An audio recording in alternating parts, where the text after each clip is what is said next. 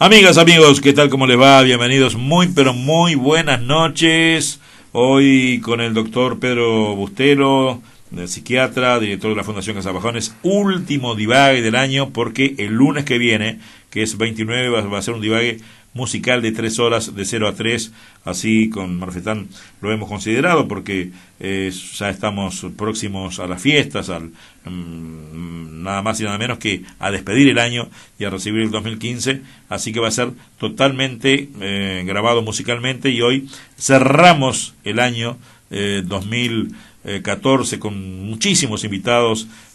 Jorgito, de mucha valía este año. Fue un año de divagues espectaculares, ¿eh? Bueno, por cierto que sí, muy buenas noches. Antes que nada fue un año planificado, y yo, como soy medio maniático en ese aspecto, siempre tenemos un plan B por si acaso, y gracias a eso hemos podido tener una continuidad de divagues que ha sido por demás interesante. Como siempre lo decimos, los interesantes no somos nosotros, son quienes nos visitan. 90% hemos salido satisfechos, alguna vez nos ha tocado remar, como todos.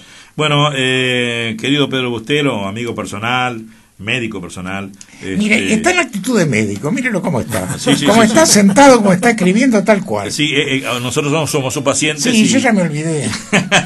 Y el doctor está con para que la gente, esto es radio, está con una receta y tiene unas anotaciones, y está todo vestido de médico, aunque no de médico de túnica blanca, sino de cómo atiende. Está vestido de sport elegante. Exactamente. ¿Cómo estás, Pedro? Bienvenido.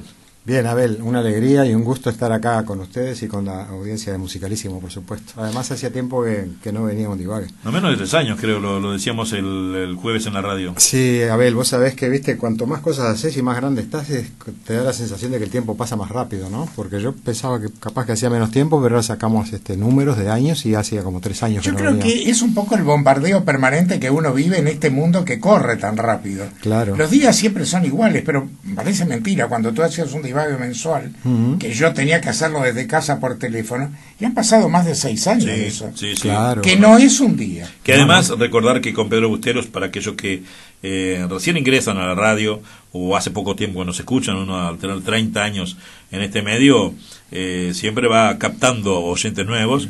Con Pedro Bustelo, en la otra administración de Radio Oriental, de los Romay, era todos los domingos. Me acuerdo que recién empezaba la fundación a expandirse, y Pedro venía a todos los divagues, y ahí empezábamos a hablar de los suicidios, ahí empezábamos a hablar de las pastas base. Se empezaron a hablar de temas que en aquella época eran tabú. Sí. Bajo la órbita profesional del doctor Bustelo hacíamos todo eso. Pedro, ¿qué vamos a desarrollar hoy para la audiencia?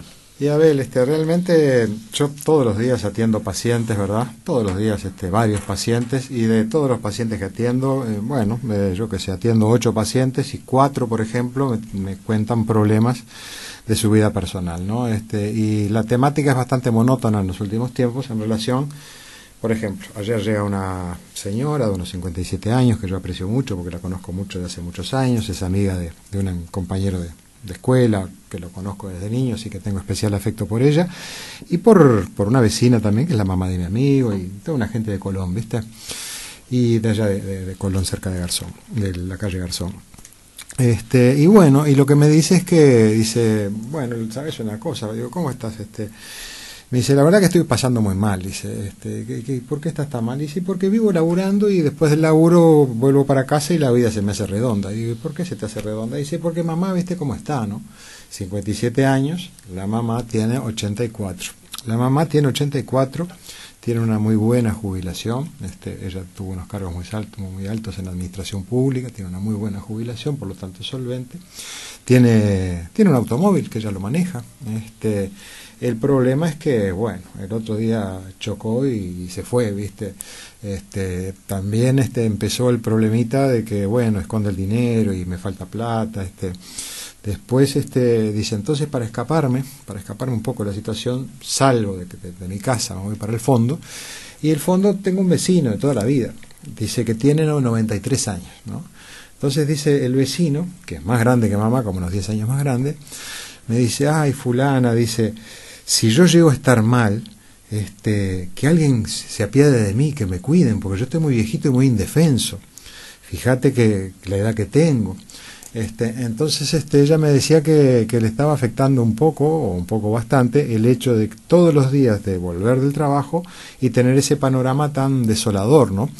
Y de encontrarse de repente la hornalla de la cocina prendida, o va a hacer algo y no hay gas porque el gas se fue todo hirviendo un poco de agua, y realmente la vi muy afectada, ¿no?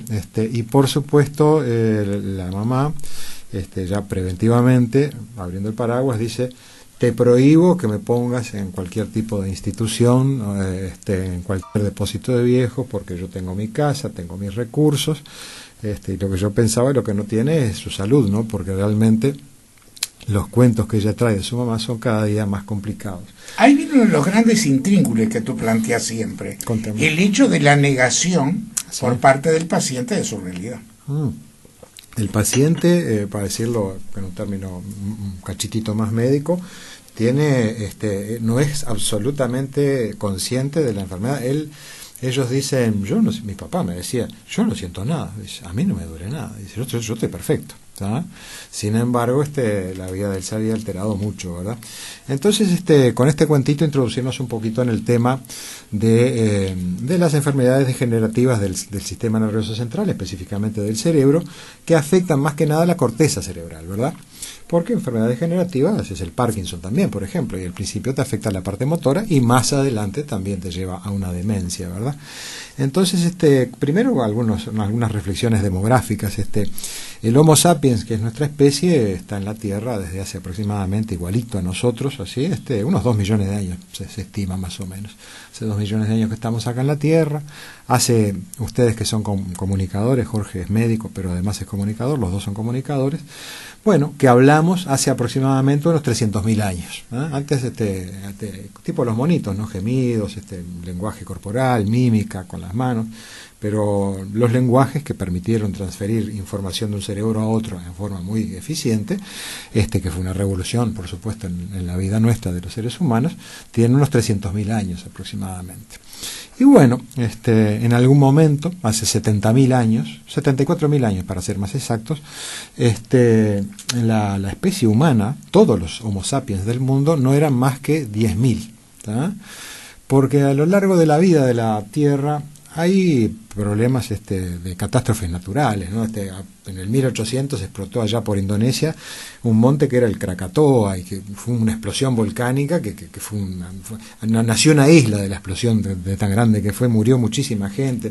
Después hubo otra explosión que fue la del Pinatubo, pero esas son explosiones que fueron registradas cuando ya había civilización y comunicación escrita. Hay relatos, hay crónicas de periodistas de la época, escritores, ¿no? Sin embargo, hubo una enorme, que fue más grande que además, miren qué interesante y qué miedo da. Eso puede pasar en cualquier momento, puede pasar mañana, pasado, porque esos son hechos geológicos que aparecen en la Tierra. También en Indonesia, que es una zona muy volcánica, hubo una explosión que fue mucho más grande que la del Pinatubo y el Krakatoa, y esa explosión dejó a parte de la Tierra en un invierno, por las cenizas volcánicas. ¿Se acuerdan cuando explotó el volcán acá en Chile? Que en el campo de Uruguay caminabas y quedaban las huellitas ahí porque había ceniza del volcán chileno. Bueno, dejó a la Tierra unos 6 años, un invierno feroz, ¿verdad? De manera que se murieron casi todos los Homo sapiens, los que son de nuestra especie. Vieron que cada tanto ahora quedan 5 rinocerontes blancos. En aquel momento quedaron únicamente 10.000 Homo sapiens aproximadamente. O sea, vamos a usar una ciudad de acá de Uruguay, San Ramón tiene 15.000, bueno, menos, es decir, 2/3 de la ciudad de San Ramón eran todos los humanos que había en todo el planeta. Eso es lo que explica que el 99.99% de los genes de cualquier ser humano es idéntico. Es decir, si vos te vas a otra especie, por ejemplo, yo que sé, una especie bien sencilla, la mosca de la manzana, hay como 8 especies distintas, tienen un genotipo, o sea, tienen genes muy distintos. En cambio, vos agarrás un pigmeo de África, chiquitito y bien negrito, le haces un ADN, estudias el genoma, y me sacás un pelito de una rubia sueca de 1,80 m, comparás los ADNs y son idénticos en el 99.99 de los genes. ¿Por qué es eso? Porque todos descendemos de 10.000 habitantes, que fue lo que quedó en esa catástrofe, ¿verdad?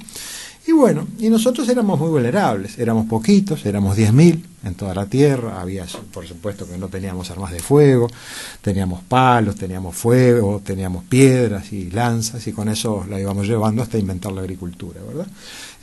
Nuestra expectativa de vida era muy corta. Es decir, hoy día, si tú te vas a un país muy pobre, la expectativa de vida es corta. Mali tiene 34 años. ¿Verdad? Pero inclusive, Jorge, te diría que es corta hasta cuando nacés, ¿viste? Hablando de mortalidad infantil, ¿no?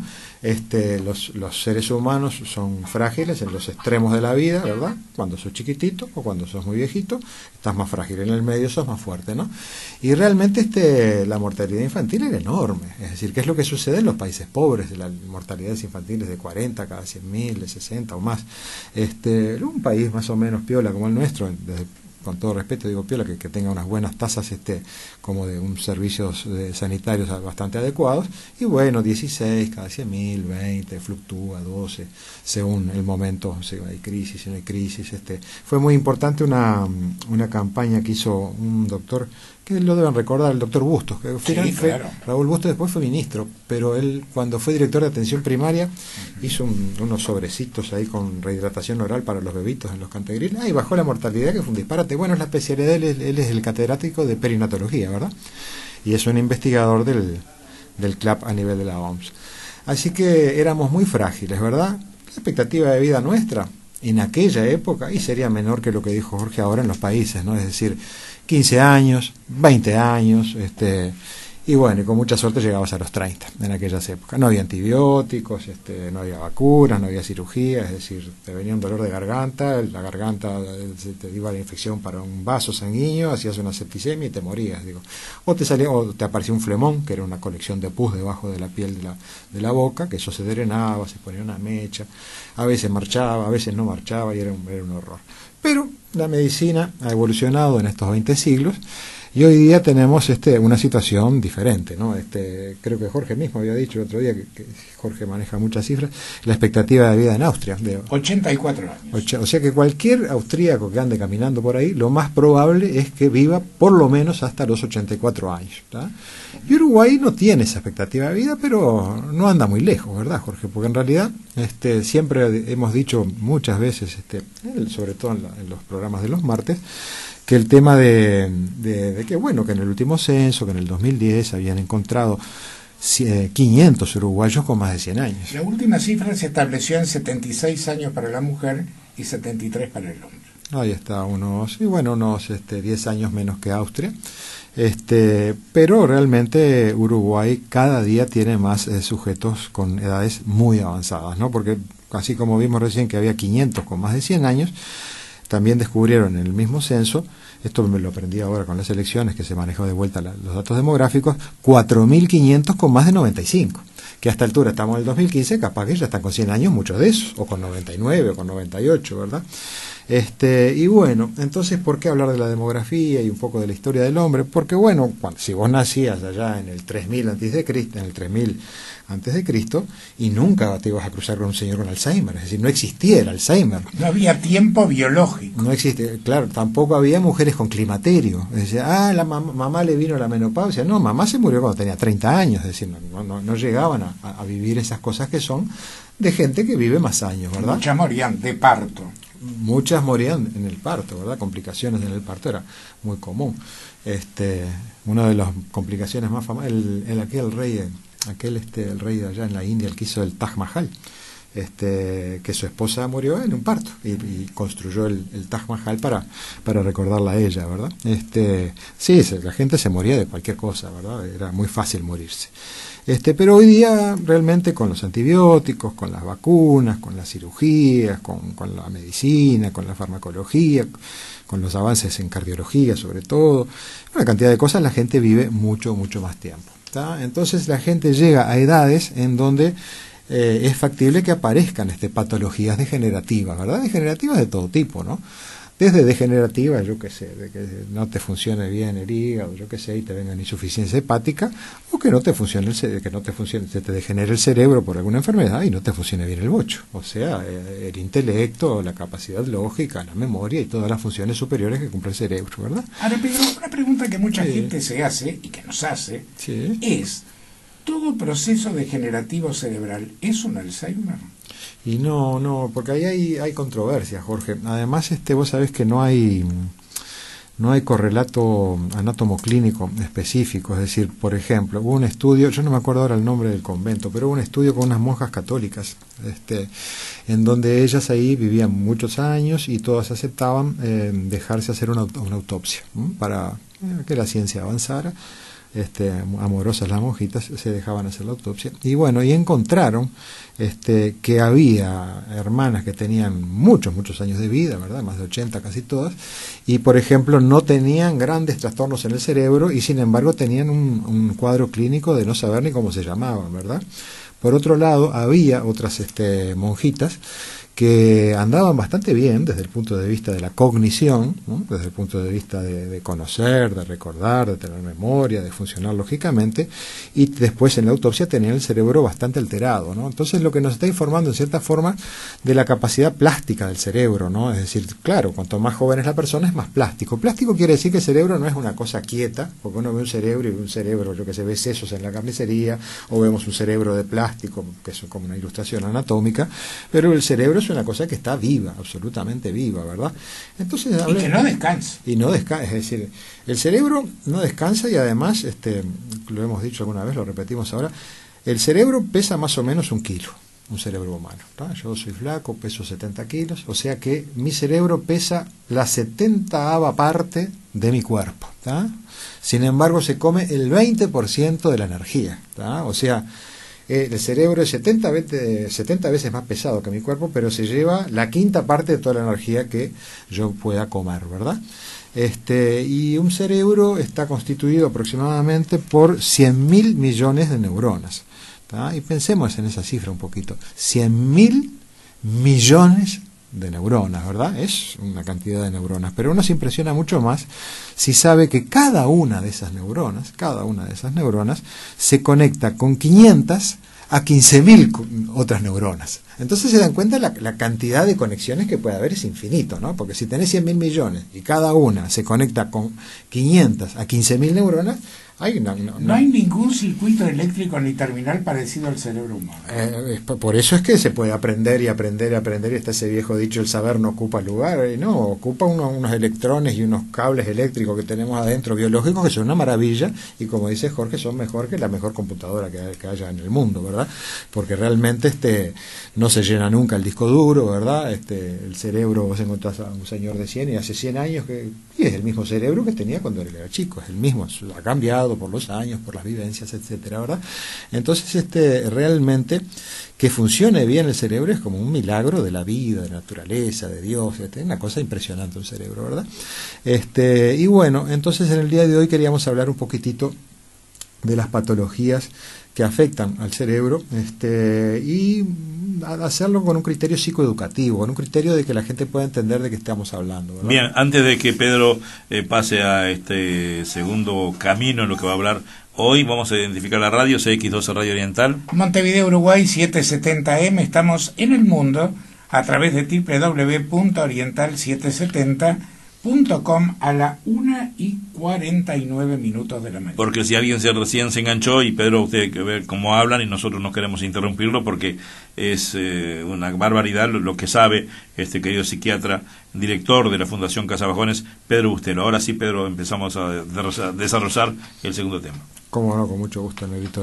Bueno, en relación estábamos hablando del cerebro y de algunas enfermedades que afectan el cerebro. Entonces yo quería comentar con un criterio sencillo para que se pueda entender. Vamos a poner un ejemplo. Un infarto al corazón, ¿verdad? Un infarto al corazón es la muerte de un pedacito de corazón o de un pedazote de corazón, si el infarto es muy grande. Depende del tamaño de la arteria. Depende del tamaño de la arteria y si es muy grande puede matar al paciente en el mismo momento. Si es chiquitito, cicatriza. Yo, para ejemplo, ¿no? Yo me acuerdo cuando era chiquito que me gustaba mucho, porque me hace reír mucho, Espalter y Almada. Todos se acuerdan de Telecataplúa y todos esos programas. Y me acuerdo que un día le dio un infarto a Espalter. Y yo estaba un poco triste, digo, se va a morir un infarto. Y Espalter murió hace poco, con 80 y largos años, o sea que cicatrizó y siguió viviendo. Más, esos pequeños infartos a veces se descubren accidentalmente en un electrocardiograma de rutina. Tal cual. Y el paciente ni lo sintió. Y el paciente asintomático totalmente.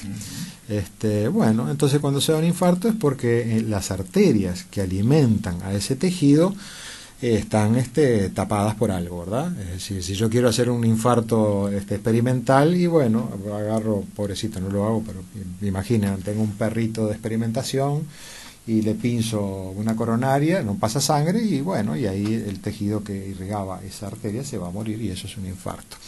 Las arterias no se tapan de golpe habitualmente, ¿no?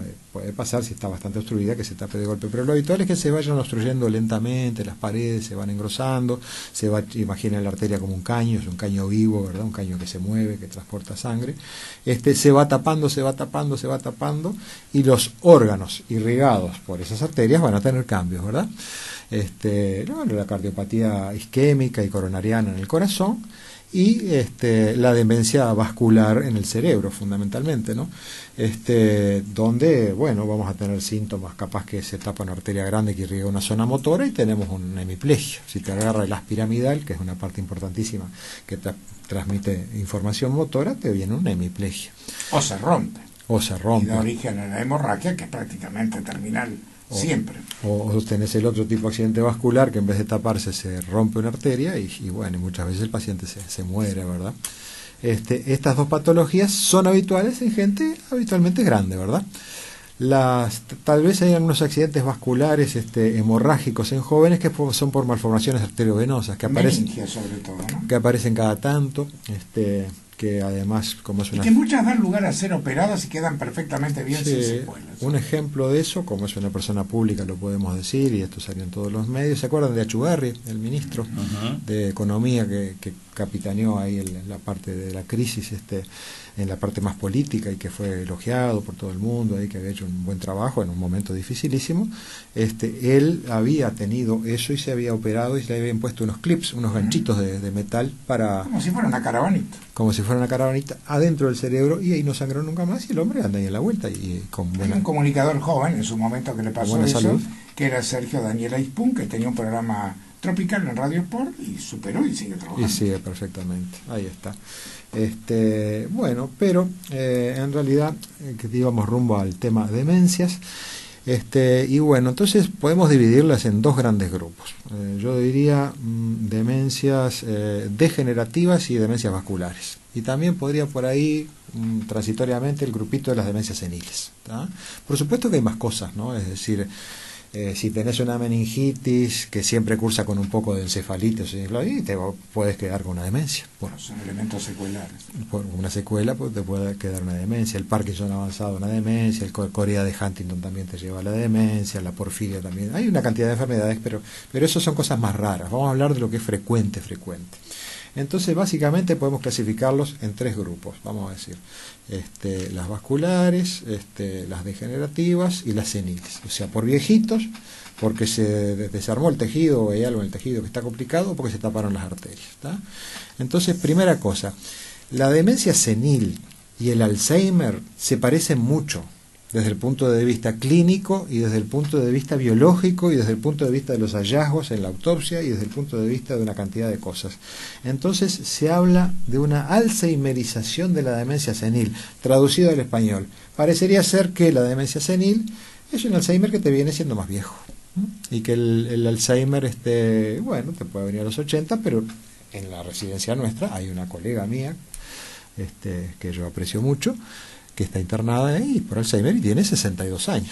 Sí. O sea que tiene apenas 7 años más que yo, tiene, no sé, 4 años más que el negrito. No es lo frecuente, pero se ve. Y capaz que es la misma edad de Jorge, capaz que un poquitito más chiquita, y tiene un Alzheimer avanzado. Es decir, ella se ha hecho muy amiga de papá, están siempre juntos, ellos se quieren muchísimo, ellos se dan la mano, ellos son como una especie de parejita, y yo diría que papá con 85 y siendo diabético, desde el punto de vista de la lógica y la memoria, está mejor que ella, que tiene 62, ¿tá?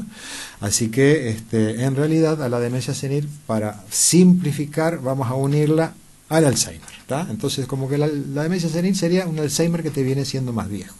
Después hay algunas raras, como la enfermedad de Pick, demencia de Pick, que es degenerativa, que es rara. La verdad que yo nunca vi una persona que inclusive, negrito, vos que no sos médico, Jorge lo sabe, te puede venir a los 40. Imagínate que vos tenés...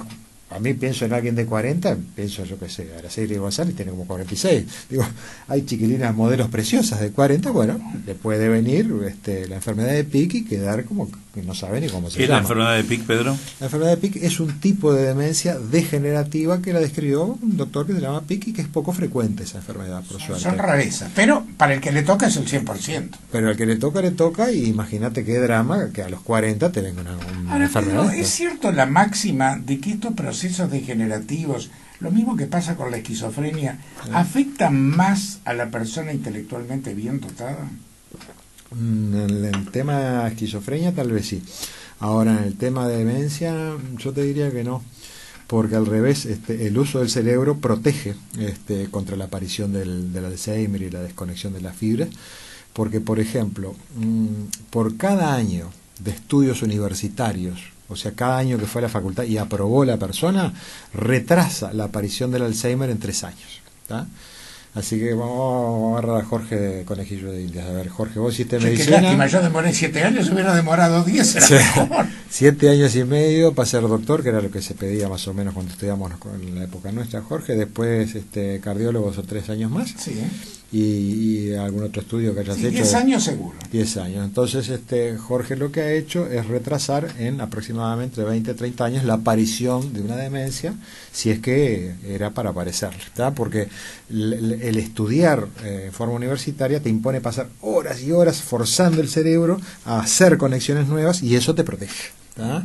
Se acuerdan que lo hemos hablado otras veces, aunque esto ya es más de prevención, pero tiramos algunas perlitas también, que en Londres habían hecho un estudio y los mozos de los bares tenían más sustancia gris, que es donde están las neuronas, tenían más neuronas que los catedráticos grado 5 de las universidades de Oxford, de Cambridge, que dicho de paso son las mejores universidades del mundo, porque el forzar la memoria, cuando un mozo va, vamos a decir, la paponita siempre lo va a acordar. Está recordando los pedidos de quién es, qué despachó. Sí, usted que era, y 2 panchos y media de, yo que sé, la húngara pasada y media pasada, y el otro con hielo, sin hielo, y a veces hay no sé qué, y vieron que el tipo no anota nada, y vuelve y no le erra nada. Es decir, el estar ejercitando la memoria todo el tiempo. Y además se lo dicta al cajero.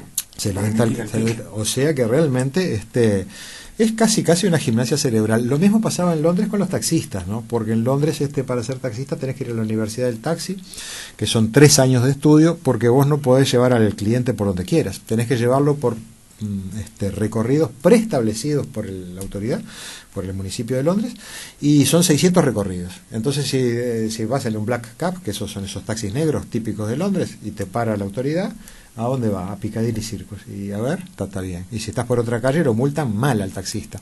Por lo tanto, los taxistas recuerdan los 600 trayectos que son por callecitas chiquititas, porque Londres es una ciudad... Londres es un enjambre. Gigante, de grande, con callejones chiquititos que eran para poner carruajes y caballos. Sin paralelas. O sea que es dificilísimo realmente orientarse desde ese punto de vista. Y los tipos están todo el día en eso y también les viene poca demencia y tienen una memoria como los mozos, ¿verdad? Y más neuronas que un catedrático de una facultad. O sea, que el uso hace la función. Sí, es tal cual. La función hacia el órgano, esa máxima de la medicina se cumple acá también, ¿verdad?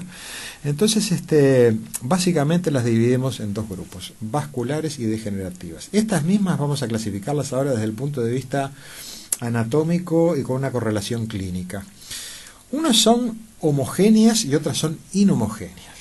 ¿Ya? Homogénea es cuando el daño al cerebro es todo parejo. ¿tá? Eso es lo que pasa en el Alzheimer y eso es lo que pasa en la demencia senil. ¿tá?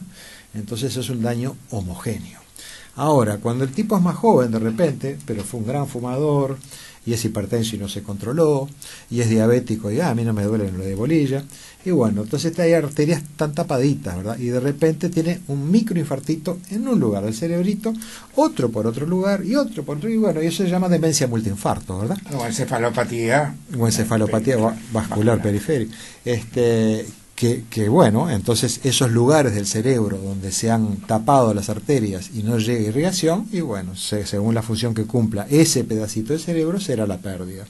Entonces, desde el punto de vista clínico, el que tiene la demencia vascular, multiinfarto, por infartitos, habitualmente se da cuenta él, son los únicos que se dan cuenta, él que están perdiendo capacidades, ¿tá?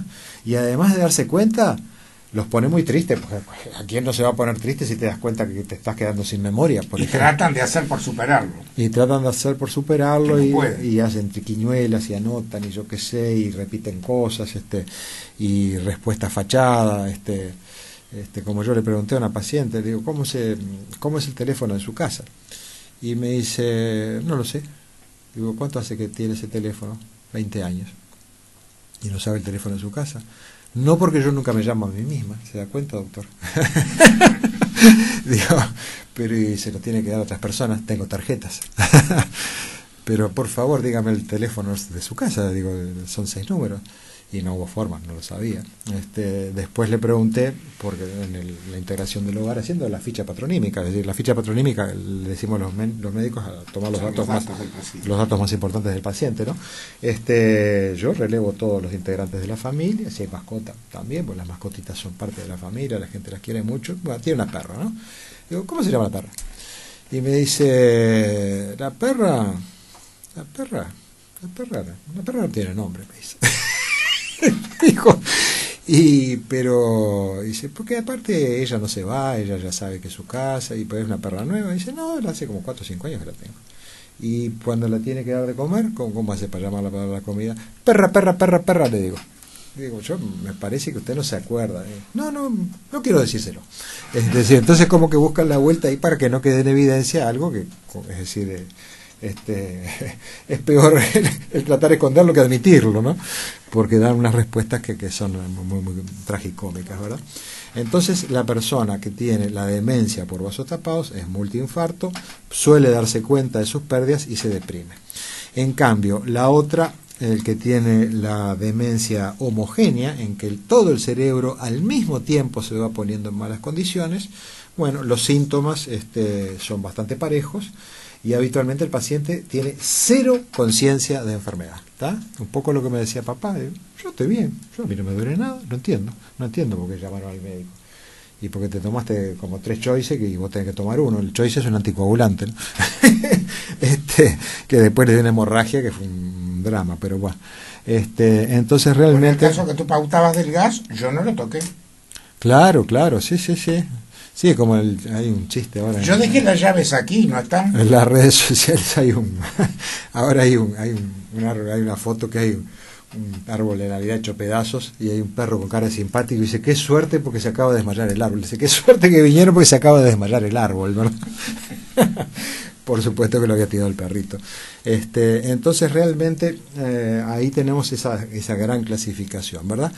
Bueno, desde el punto de vista de en quién aparecen estos cuadros, y bueno, recién dimos un dato importantísimo, que lo hemos dado muchas veces, lo reiteramos, a partir de los 80 años, el 50% de la gente está en perfecta lucidez, como por ejemplo el arquitecto que hizo Brasilia, aquel tan famoso Oscar Niemeyer, que murió trabajando con 104 años. Oscar Niemeyer, tal cual dice Jorge, 104 años diseñando edificios hasta el último momento. Sí, señor.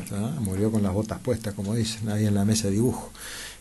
O sea que impecable, aparte de si estás impecable, imagínate lo que se aprende en 20 años es una cantidad, imagínate lo que puedes aprender en 80 años de carrera, ¿no? Porque de repente Niemeyer se recibió de arquitecto a los 24, 25, tenés 104 y tenés 80 años de experiencia, ¿viste?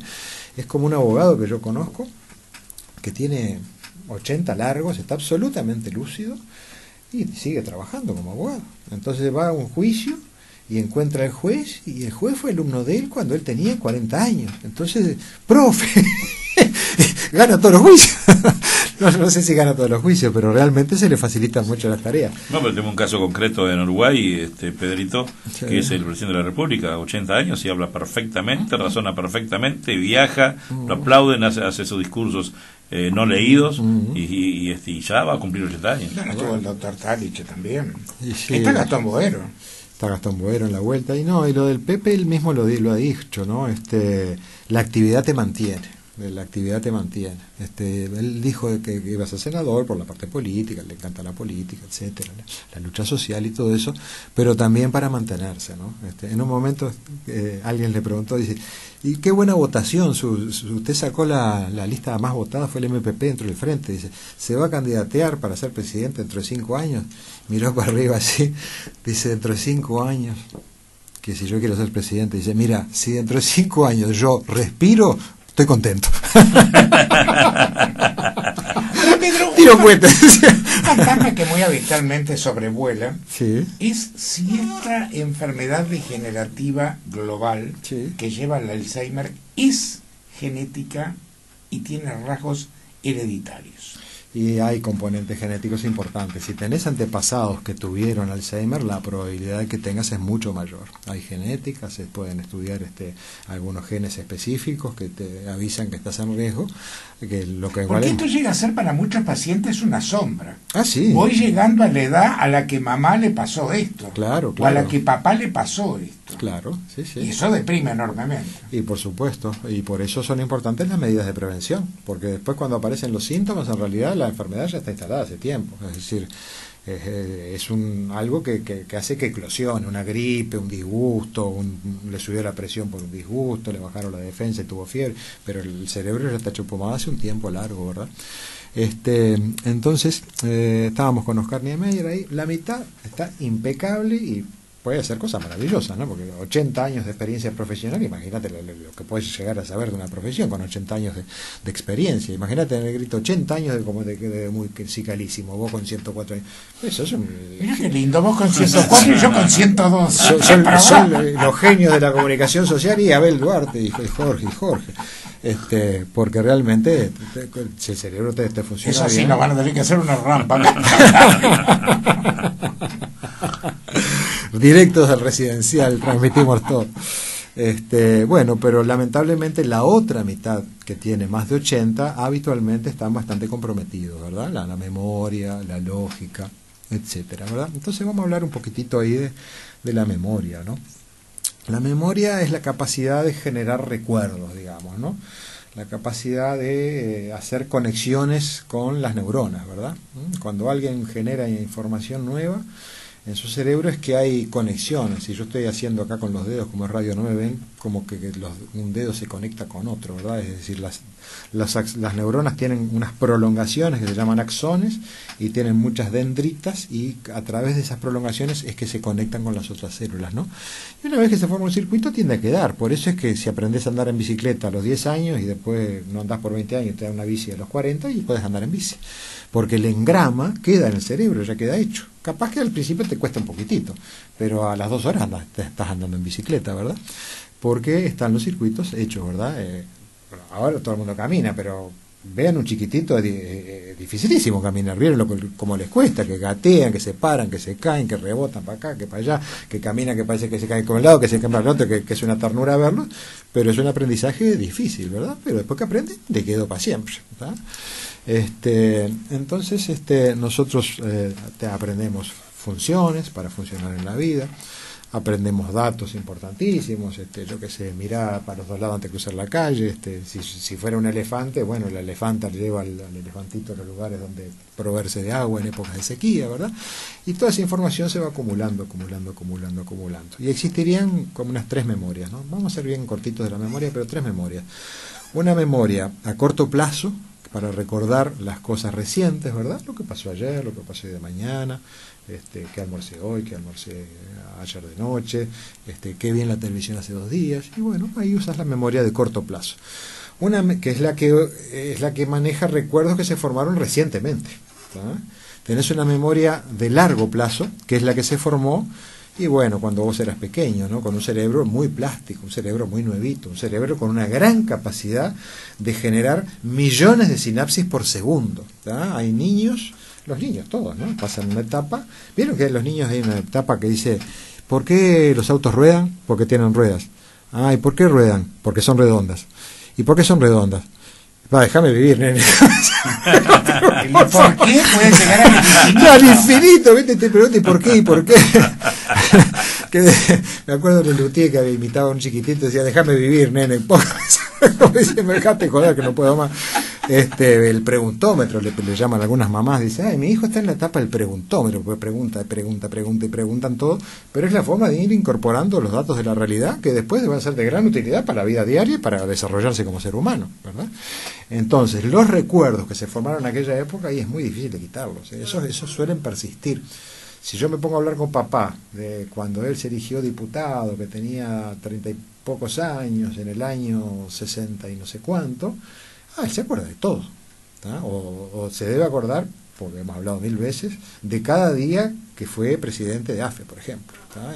¿Por qué? Porque tenía 30 y pocos años, el cerebro de él era plástico. Que entre paréntesis, cuando alguien está con estas personas un rato y charlan un rato, pero tiene una memoria espectacular. Claro. Porque claro, están un rato. Claro, y porque está usando la memoria anterógrada y hablando de cosas del pasado, ¿verdad? Entonces realmente... Qué fascinante es eso, Pedro, porque sí. esas neuronas se van muriendo, ¿verdad? Lo que pasa es que las neuronas se mueren pero se reproducen, hay neurogénesis. ¿Pero por qué te acordás de lo de antes y no te acordás de lo de ahora? Porque se formaron esos recuerdos con un cerebro muy nuevo que hacía muchas conexiones con mucha facilidad. Dicho de otra forma, tenía mucha neuroplasticidad. Digamos, es como si fueran ligaduras tan fuertes que no se pueden desatar. Claro. Y aparte el niño tiene la capacidad de hacer millones de ligaduras por segundo, que el ejemplo para explicarlo es, compro una tele, un plasma, un control remoto con 45 botones, agarro el manual, prende, apaga canal, ahí está el adulto, y se aburre porque y esta otra toco y se apagó y el canal se fue para allá, yo qué sé, y se aburre, y deja el control remoto ahí porque se aburrió, está agotado de la compra, de abrir la caja, y aparece el chiquitito de 4 años ahí y dice, a ver, papá, y agarra y empieza a probar así, a tocar los botones y ve lo que toca y ve lo que pasa en la tele, y eso le queda registrado perfecto, que a nosotros ya no. ¿Ah? Entonces el nenito a los 10 minutos, a los 15 minutos, sabe para qué es cada botón perfectamente sin saber leer español, ¿tá? Solamente con tocar los botones. Yo me acuerdo otra vez que vino, hace años de esto, vino Ricardo, un amigo mío que vive en Estados Unidos, que él vive allá siempre, y vino con sus 2 hijos, que él tiene 3 hijos, pero los 2 más chiquitos eran chiquititos, ¿no? Tenían 4 y 5 años. Y digo, pa, y se aburrirán acá. Digo, no, ¿hay computadora? Me digo, sí, hay. Me dice, no, aprenderles la compu. Digo, mirá el juego del Hombre Araña. Digo, eso les va a gustar. Sí, claro, pero lo puso Felipe, yo no lo sé manejar. No te preocupes, puedo darle la compu. Nosotros charlamos, prendí la compu, a los 5 minutos el Hombre Araña saltaba de edificio a edificio, largaba para allá, largaba la red para acá. Mira, eso nunca pude hacerlo, nada, pero viste cómo son los chiquilines, me dice. Ellos con el cerebro nuevito, mi amigo, sin ser médico ni conocer todo esto en profundidad, sí conocía el fenómeno de que los niños realmente andan volando. A mí me pasó con un sobrino espiritual a los 3 años. Sí. Me dice, ¿querés ver las fotos de cuando yo tenía 1 año? Y ¿dónde están? En la compu. ¿Y quién la maneja? Yo te las muestro. Claro, las compus andan volando. Andan volando en las computadoras los chiquititos. Y bueno, entonces por eso la memoria anterograda, de recuerdos recientes, se formaron ahora con el cerebro más viejito, y la retrógrada con el cerebro nuevito, te acordás mucho más. Y después tenés otra memoria que se llama en inglés working memory, memoria de trabajo o memoria de funcionamiento, ¿tá? Que es la que te permite presentificar, saber que estás acá, y funcionar, reconocer a las personas y todo eso. El día a día. El día a día, ahí está. Se parece un poco también a la memoria RAM de un computador, la memoria de rápido acceso, que es la que permite que funcione el computador. Después tenés el disco duro, que es donde guardas la información, ¿verdad? Sería parecido a la memoria RAM, que si me está escuchando un informático lo va a entender muy bien. Y después una característica de la memoria. Nosotros estamos expuestos a millones de estímulos y cada vez con la vida moderna más estímulos, ¿no? Pasa, yo que sé, farmacia Fernández, estábamos abiertos de turno, después no sé qué, viene John Lennon, yo que sé, bueno, no sé, bombardeo de publicidad, de carteles, de gente que te habla, de niños que te piden plata, un bombardeo constante, y el cerebro va seleccionando, ¿verdad? Porque si no se trancaría, no podría manejar toda esa información. Entonces el cerebro está programado para ser bastante selectivo. Y generalmente el cerebro recuerda 2 cositas. Hola, estoy en el aire. Estoy en el aire, Nati. Estamos en el aire. Vale, beso. Bien, esto es en vivo y en Esto es directo. vivo. Acá no paramos la grabación. Ahí va, sí. No, que generalmente nos recordamos de cosas que tengan las siguientes características. Nosotros no recordamos todo, ¿no? Recordamos al principio, pero de repente nos olvidamos. Lo que sí nos acordamos bien y queda bien grabado en nuestra memoria es lo que es o muy placentero o muy doloroso, ¿tá? Es decir, lo que es neutro tiende a pasar desapercibido, ¿tá? Por ejemplo, un ejemplo, papá con la memoria anterógrada, o sea, la memoria reciente, la de corto plazo, y papá está bastante complicado con eso, ¿tá? Sin embargo, papá tuvo una arritmia, que hacía tiempo que la tenía, y le íbamos a poner un marcapaso, sí, no, el cardiólogo. Bueno, al final se decidió poner el marcapaso, el cardiólogo lo decidió y se puso el marcapaso. Eso fue hace poco, cuando a papá le pusieron el marcapaso, a él le dolió mucho, porque es una maniobra que hay que meter un cable. Claro, hay que tener en cuenta que se hace una herida sobre la piel, una especie de bolsillito, donde se coloca el aparato, que ahora son pequeños, redondos, claro, pero es traumatizante. Es traumatizante y a él le dolió bastante, ¿no? Entonces dice, como 5 días después del episodio ese, fue al control del marcapasos, ¿no? Entonces estaban 5 colegas ahí tuyos, cardiólogos del CASMO, ¿no? Entonces papá ahí empezó a decir, dice, estuvo muy importante esto porque fue por mi salud, dice, pero qué macana, había un médico ahí que era medio bestia, dice, me dolió, dice, no saben lo que sufrí, dice, un disparate, dice, me dolió en pila. Y de repente unos médicos le dice, era yo el que le hice eso. Le dice. Pero lo que pasa es que con el tapaboca y con el sombrero usted no me reconoció, discúlpeme, no fue de propósito, fue para ayudarlo. Ah, no, doctor, y bueno, el político ahí más o menos arregló todo ahí, que después me contaba, dice, me mandé terrible metida de pata, hijita, dice, terrible cagada, no sé. Pero lo que me llamó a mí la atención, digo, mirá cómo se acuerda perfectamente de cuando le pusieron el marcapaso por el dolor. Por el displacer. Por el displacer, ¿viste? Si capaz lo sacás a dar una vuelta, yo que sé, por 18, y que mire por ahí. ¿Cuándo fuimos 18 de julio? Nosotros no fuimos 18 de julio, no le queda ese recuerdo. Pero como sufrió mucho por el pinchazo y no sé qué, y el cable del marcapaso y le dolió y se querría ir, yo qué sé, se acordaba perfectamente ya en una situación de memoria compleja, ¿viste? Comprometida. También, para ilustrar eso, les recuerdo, que alguna vez lo contamos, creo que en un divague, en la Edad Media, la gente, lamentablemente, eran propiedades, ¿no? Los siervos, como se llamaban, eran... Si un señor feudal tenía un ducado, un campo ahí, tenía el castillo, y él era dueño de toda la gente, ¿eh? Es decir, si heredaba el duque chico, heredaba el castillo, la tierra y la gente, ¿no? Tal es así que había abusos tales como que, por ejemplo, cualquier chica virgen que se fuera a casar, primero tenía que acostarse con el señor feudal. Era la norma de la época, ¿no? Después eso se civilizó, ¿no? Se civilizó. Entonces, cualquier muchachita que se quisiera casar no tenía que acostarse con el señor feudal, porque ya había más derechos, ¿verdad? Pero sí, simbólicamente tenía que ir hasta el cuarto del señor feudal con la familia de la novia para que no pasara nada y apoyar un pie descalzo en la cama del señor feudal.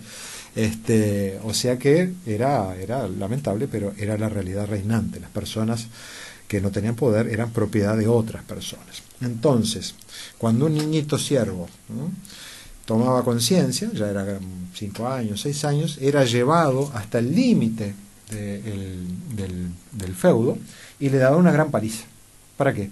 Para que nunca más se olvidara que hasta ahí podía ir, y no lo olvidaban nunca más, ¿tá? Al igual que papá con el marcapaso, ¿tá? Entonces nos acordamos de lo que es muy agradable o de lo que es muy desagradable. Lo que es neutro tiende a perderse en la memoria y no a hacer conexiones fuertes y buenas. Así que ahí más o menos hablamos un cachitito de la memoria y cómo funciona, ¿verdad? Y bueno, y ahora yo hablaría un poquitito, porque quiero que me quede más o menos media horita para la prevención, ¿no? Que nos parece capital, el tema del manejo de estas enfermedades, ¿no? Que realmente, yo diría una cosa, ¿no? Con las mujeres que tienen trastornos así, demencia senil, Alzheimer, demencia vascular, habitualmente es complicado todos los trastornos cognitivos, o sea, por eso hay residenciales que solo aceptan mujeres, porque las mujeres en general tienen trastornos cognitivos, traducido al español uruguayo bien criollo. La mujer que tiene una demencia senil lo más seguro es que te pregunte 20 veces la misma cosa, ¿no? Es decir, che, ¿y ese auto rojo que está ahí enfrente de quién es? No, el vecino lo cambió hace 2 días y compró ese auto rojo. Ah, mira vos, qué bien. A los 15 minutos, che, mijo, ¿viste ese auto rojo que está enfrente ahí? Sí, ya te dije, el vecino. Ah, está, sí. Y te gastan, pobrecita, porque no tienen conciencia. Se van olvidando y te preguntan, y eso es más o menos potable, tolerable, ¿está?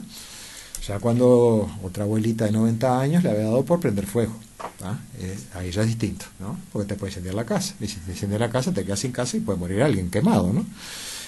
Pero habitualmente las mujeres son más manejables dentro de todo. Con los varones es más complicado, porque los varones tienen trastornos cognitivos, de memoria, de confundir personas, de olvidarse de dónde dejaron la plata, de creer que lo robaron, una cantidad de cosas, pero tienen muchos trastornos conductuales, trastornos de comportamiento. Y es más que nada porque los varones mantenemos las hormonas sexuales, la testosterona fundamentalmente, hasta edades más avanzadas. Entonces está el clásico viejo verde, es decir, por ejemplo, si hay un señor que tiene 25 años y manosea niñitos chiquitos, y bueno, está atentado violentar al poder, meterlo en cana, un perverso, un pedófilo. Eso está penado, no hay ninguna comunidad que tolere eso, ¿tá? Solo Tiberio, que era el padre, el que crió a Calígula, aquel emperador terrible de la Roma, era pedófilo y era tolerado, y era el emperador. Entonces tenía una cantidad de gurisitos, y si alguien decía algo, te tiraba por un peñadero en la isla de Capri, 300 metros abajo, y si sobrevivías, había unos tipos, unos barcos que con unos remos gigantes se encargaban de liquidarte. Pero la pedofilia no se tolera, ¿verdad?, en ninguna sociedad, salvo, bueno, esas cosas así de los emperadores, ¿verdad? Entonces tiene que ir preso, ¿verdad? Ahora, si es un señor que siempre fue intachable, ¿tá?, siempre fue honesto, siempre fue un tipo de bien, tipo de familia, casado, con hijos, o que no se ha casado, pero fue un tipo bien, y a los 85, después de empezar con problemas de memoria, empieza a manosear gente, y bueno, no es un degenerado, ese tipo es inimputable, es decir, ese tipo está enfermo, ese tipo no sabe lo que hace, ese tipo no tiene mucha conciencia, si te preguntan dentro de 2 horas si hizo eso, ni se acuerda, porque en cierta forma ese señor con la corteza cerebral tan degeneradita, no degenerado de perverso, no. sino desestructurado, de rotita la corteza, de dañada, él no puede controlar los impulsos más básicos como son la sexualidad, ¿verdad? ¿Y es más agresivo el hombre que la mujer? Claro, sí. Fruto de esto mismo, ¿no? Fruto de esto mismo. Los piñazos que yo he visto volar alguna vez en alguna internación, en varones más que nada. Las señoras discuten, que sí, que no, pero los varones son más difíciles de manejar. Pedro, para que la gente comprenda bien, sí, y vos lo estás explicitando excelente, por ejemplo, en los últimos años han habido muchos casos en San Carlos y en otras ciudades de hombres de 75 o 80 años y se mira ese degenerado porque quiso violar a una niña. Se ve que ese hombre no está...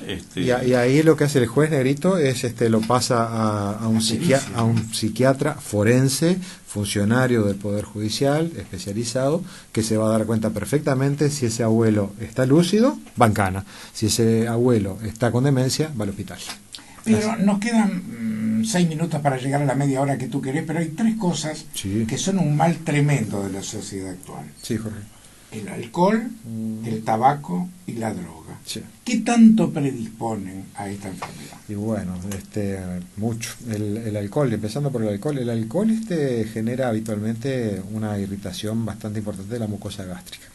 Cuando se te irrita la mucosa gástrica, a ti se te complica mucho la absorción de las vitaminas del complejo B, ¿tá?, que son las vitaminas más importantes para que el cerebro funcione bien, ¿tá? Entonces hay demencias alcohólicas que son directamente por falta de cianocobalamina, de B12, por ejemplo. Si vos privás de cianocobalamina un cerebro, las neuronas empiezan a achicarse, ¿tá? Y si vos, a partir de ustedes, yo quiero que tomen Cobenexol al igual que tomo yo, porque en estas edades, si vos tomás Cobenexol, el cerebro te queda grande aunque tengas 80. Eso se descubrió en la Universidad de Oxford hace muy poquito, hace 3 años. Y ya pasó un mensajito para los vegetarianos, porque los de Oxford lo confirmaron esto haciendo estudios poblacionales y encontraron gente joven con el cerebro pequeño. ¿Y qué tenían en común? Eran todos vegetarianos. Entonces es muy importante, y está bueno ser vegetariano, por el tema del colesterol.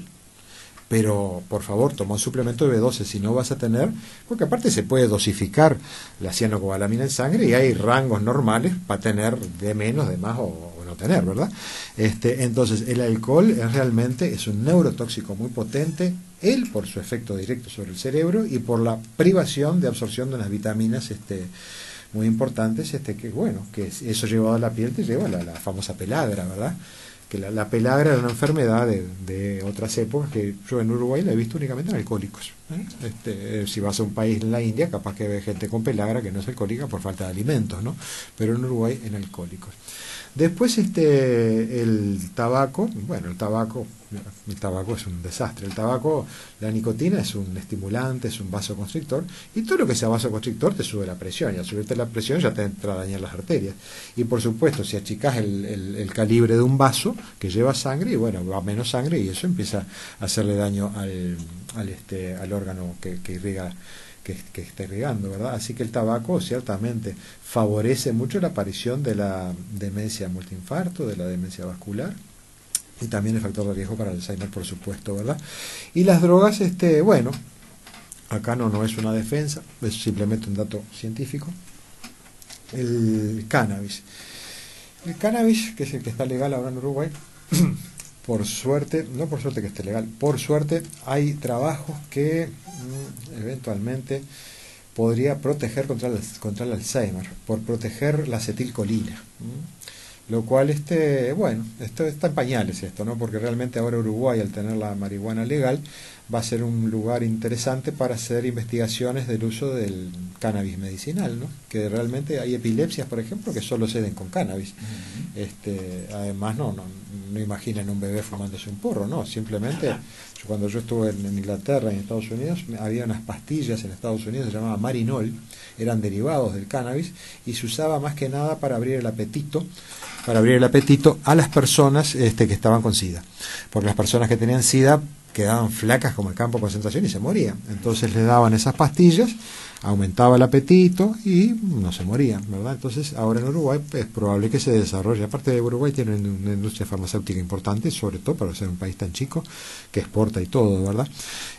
Así que el cannabis, por el monóxido de carbono te hace daño, por el tetrahidrocannabinol hay algunos trabajos que dicen que protegería para el Alzheimer, pero eso no estoy diciendo fume marihuana para no tener Alzheimer, no estoy diciendo eso. Es decir, lo que estoy diciendo es no fume marihuana, no fume nada, porque fumar es dañino para la salud. A ver, son las 2 de la mañana con 28 minutos. Bien, entonces vamos a lo que vos, esa media hora que precisas. Con mucho gusto. Repasando ahí telegráficamente lo que dijimos hace un rato, cuando aparecen los síntomas, ¿verdad? La enfermedad ya hace tiempo que la persona lo tiene, ¿verdad? Capaz que hace un año, capaz que hace 2 años o capaz que hace más tiempo. Por lo tanto, cuando aparece, los tratamientos son paliativos. Y los tratamientos paliativos ayudan, funcionan.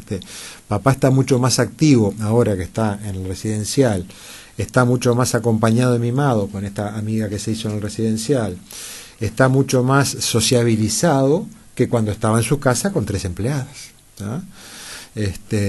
Por ejemplo, quería comentar una cosa con respecto, es decir, el esfuerzo que tiene que hacer un cerebro humano para mirar un televisor es mínimo en relación al esfuerzo que tiene que hacer un cerebro humano para hablar con otra persona. Algo intermedio y un computador, capaz que hablas con alguien que está del otro lado de la computadora en otro país, capaz. Pero realmente es mucho más estimulante para un cerebro, y hablábamos al principio de este programa, que la función hacia el órgano, ¿verdad? Que vea a personas y no que vea televisión, ¿verdad? Entonces, realmente los tratamientos paliativos son fundamentales, ¿verdad? Y y recuerden que bien cuidadito, un abuelito, una abuelita, en estas condiciones, el promedio de expectativa de vida, bien cuidado, son unos 10 años, ¿tá? Y si está muy, muy bien cuidado y tiene una muy buena genética, y hay casos, dicen los geriatras, de 20, 25 años también. Ahora, Pedro, muchas veces no se pierde tiempo porque el familiar tampoco le gusta ver la enfermedad y de repente toma como gracia lo que hizo papá o mamá y es un hecho aberrante. Y lo que hay es mucha negación, ¿viste? Hay mucha no, se olvidó de viejitos, mayores, son cosas de la edad, no, que va a tener una demencia, y de repente tiene una demencia. Mirá lo que hizo mamá, le puso azúcar a la sopa. Claro, sí. Y se ríen. Y sí, de repente se desdramatiza con eso, pero en realidad muchas veces yo que soy médico y justo mi especialidad, yo me acuerdo un día que una actitud de papá, y esta actitud no es de mi padre. Y de que se viene la maroma y se vino nomás y fue más empeorando, pero el que no es médico de repente hace una negación, un chiste, yo qué sé, y queda por eso y la enfermedad sigue evolucionando, ¿verdad?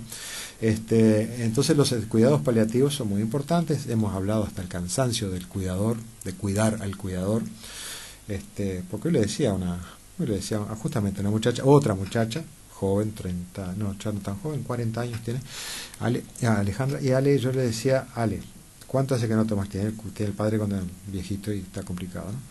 ¿Cuánto hace que no tomas licencia? 10 años. 10 años. Desde los 30 a los 40 vos trabajaste, licencia reglamentaria para descansar, ¿viste? Para reponerte. Ah, no tomé nunca porque yo a papá solo no lo dejo. Buah, cumpliste 40. ¿Qué pasa si a vos te viene una hepatitis y viene el médico y te dice tiene que quedarse en cama 3 meses? Ah, me muero, porque yo tengo que cuidar a papá. Digo, bueno, entonces yo te voy a recetar esta vez que vos con tu novio se alquila una casita y te va 10 días, ¿tá? Y si tu papá no querés llevarlo a un residencial por 10 días para que lo cuiden bien, y bueno, contratar gente de mucha confianza y que se quede, llamas pero tenés que descansar, ¿viste? Porque si no te cuidas vos, ¿tenés más hermanos? Sí, tengo, pero mi hermana no está ni ahí porque tiene muchos hijos y yo qué sé. Entonces realmente, es decir, hay que cuidar al cuidador. Recuerden que son personas que requieren cuidados las 24 horas del día, cuidados continuos, ¿no? Otra señora, telegráfico, viene, 67 años, dice, ay sí, mamá está con 94, está tan mal, dice, Tacuarembó, ¿no? Y me dice la señora, dice, no, digo, ¿y cómo se están arreglando? Y tenemos como una especie de casa de salud montada en la casa de mamá. Dice, pero el otro día faltó una de las muchachas y la cuidé yo. Mire, doctor, yo lo hago con mayor cariño porque yo amo a mi madre. Mi madre para mí son palabras mayores, dice, yo la amo, dice. Pero usted sabe, dice, en 6 horas, dice, 5 veces la tuve que lavar, cambiar todos los juegos de sábanas. ¿Qué lo hago? Porque es mi madre, con cariño y con amor. Pero yo tengo 67 años, usted no sabe cómo me quedó la cintura andar hinchando de mamá, porque mamá es una mujer grande, ¿vio? Y como está viejita ella no ayuda mucho, entonces para cambiarle las sábanas, que levantarle la cola, que esto, que no sé qué, y lo hice, sin chistar, dice, pero un dolor en la columna después al otro día, doctor. Ese es uno de los grandes dramas, padres muy añosos, claro, tienen hijos que ya tienen su propia patología. Claro, 67 años, y otra paciente mía, 99 la mamá, 77 ella, casi 80, y la mujer, la hija, yo le decía, por favor, ingrésela, no, yo esas cosas de mi familia no se hace. Digo, pero usted está cada día peor. Digo, sí, pero es mi madre y yo no la voy a tirar. Pero no es tirarla, es un lugar especializado para que usted va a verla todos los días, se queda todo el día con ella, pero no anda hinchando de ella, que es lo que la está matando. Ay, sí, eso le reconozco, no puedo más, usted sabe, pero no. Y bueno, y ahí Dios intervino y la señora con 99 años, un día antes de cumplir 100, falleció. En paz, en calma, sin drama, y se fue al cielo. Y mi paciente levantó, porque si eso seguía así, yo ya la veía primero en la tumba a la hija que a la madre, porque los viejitos, Abel, ellos en un momento se desconectan de la realidad, ¿no? Y al desconectarse de la realidad ya no te importa el dólar, la unidad indexada, la inflación, el BPS de paro, los judiciales de paro, ¿qué me importa el registro? Entonces les baja la presión, les baja el colesterol, les baja el azúcar. Y es lo que me pasaba a mí con papá. En un momento papá tenía todas las cosas de laboratorio mejor que yo con 50 y papá con 80. ¿Tá? Y bueno, y eso me lo explicaba Judith, una colega que es médica general, y ella me decía, dice, sí, se desconectan ellos un momento y les mejora casi toda la salud. Y dice, a los que les empeora la salud es a la familia, dice. Pero estrés no tienen. Los que se mueren de estrés es la familia, dice, pero ellos mejoran mucho. ¿Y cuánta gente debe haber, Pedro, ahora que tú estás hablando de la prevención, que nos está escuchando ahora y que no tiene... Que están viviendo esta situación. Están viviendo esta situación mucha gente, porque tampoco la jubilación de la mamá o del papá y lo que cobra la hija no le da para ese es otro tema, el pauperismo económico que mucha gente de edad sufre a pesar de haber trabajado. Claro. Y tiene esos, lo que tú estás diciendo, mal de Alzheimer, y la hija o los hijos tienen que cuidar, y el desgaste debe ser enorme, ¿no? Sí, cuidar, y además además de cuidar, pagar. Porque de repente, bueno, yo qué sé, viste, bueno, tenías planificado pagar 30.000 pesos por mes o 40.000 o lo que sea, 25, para que cuiden a tu padre, viste, o a tu madre. Y después hay otro señor que es el esposo de una compañera mía de clase, que yo la aprecio mucho, pues somos compañeros desde que éramos chiquititos, de los 11 años somos compañeros de clase, que el marido yo lo veo mal y ella lo ve mal, y está emperrado en que la madre la cuida de él, y la salud de ese hombre está complicada cada vez que lo veo. Bueno, ese es otro tema, sí. Que no siempre el hombre puede cuidar a una mujer, y menos en esas condiciones. Claro, sí. No, la salud de él está comprometida, está. Yo a veces es triste lo que digo, y yo no le deseo la muerte a nadie, ¿no? Pero a veces cuando ves esas situaciones decís, bueno, no sé, porque si es una señora que está viviendo, pero hay veces que es solo el cuerpo de la persona, porque si está totalmente demenciado y no reconoce a la familia, es a santo de qué, ¿no? Hay que cuidarlo, porque es un ser humano, pero digo, realmente que mueran otros en ese intento no. Nosotros a veces tenemos humor negro, pero sí. Yo siempre le decía a las personas que están en esta situación, digo, mira, el mejor negocio es tener a los padres hasta los 80, 85 años. Pero los padres muy añosos son un grave problema, porque los hijos son añosos. Claro, sí. Y sí, son hijos de 70 y pico de años, habitualmente. ¿Las prevenciones, Pedro? Bueno, desde el punto de vista de la prevención, nosotros realmente nos parece capital, ¿verdad? Porque es la única forma de evitar estas enfermedades por ahora, ¿verdad? Es prevenir. Y hay que prevenir desde temprano. Cuanto más joven, mejor, ¿verdad? Pero bueno, fundamentalmente hay algunas medidas que se pueden tomar para paliar, que son efectivas. Digo las medidas para paliar para que ya tienen la enfermedad, por ejemplo, pero también son preventivas para los que no lo tienen. Por ejemplo, el cerebro se fortalece si le planteas desafíos, ¿no? Si le planteas desafíos. Por ejemplo, si yo soy diestro y atiendo el teléfono con la mano derecha, bueno, empezar a atenderlo con la mano izquierda, eso al cerebro es una tarea nueva, eso lo fortalece.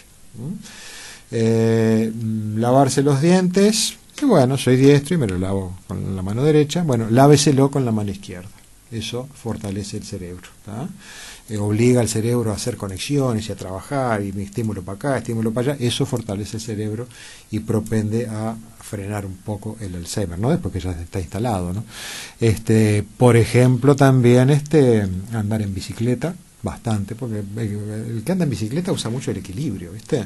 Y el equilibrio es una cosa muy dinámica en el cerebro, porque son reflejitos rapidísimos, fantásticos.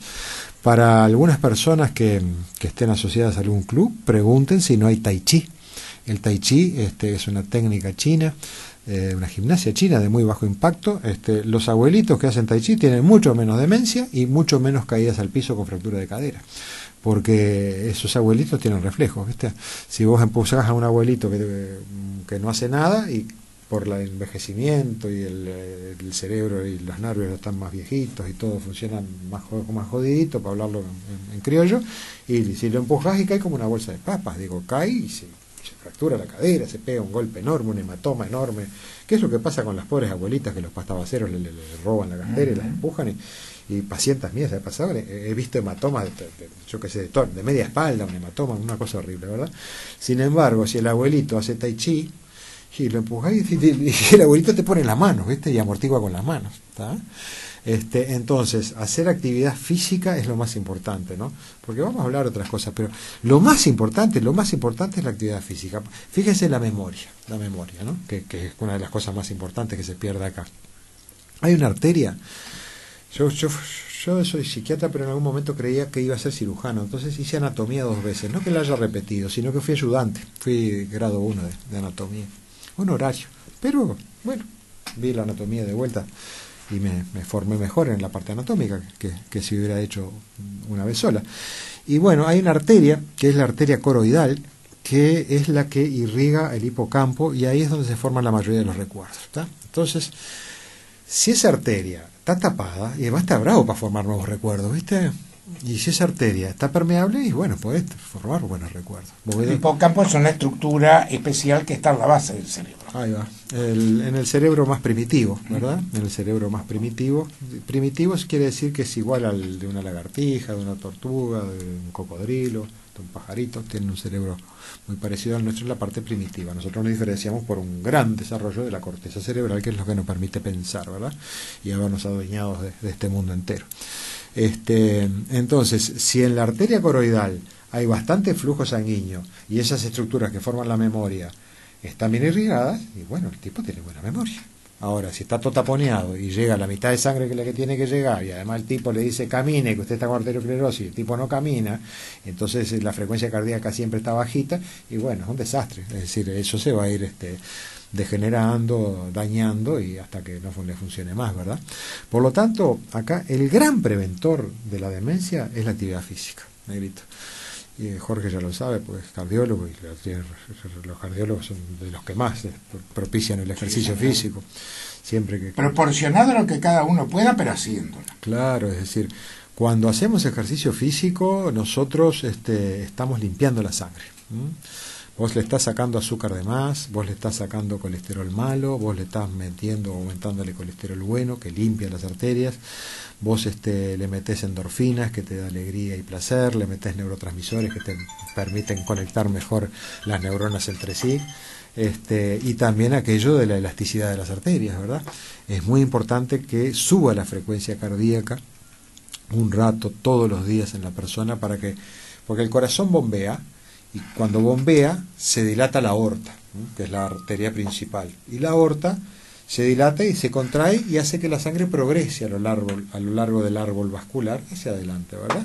Y eso pasa en todas las arterias, por eso los médicos nos tocamos el puño acá y a los pacientes les podemos tomar el pulso.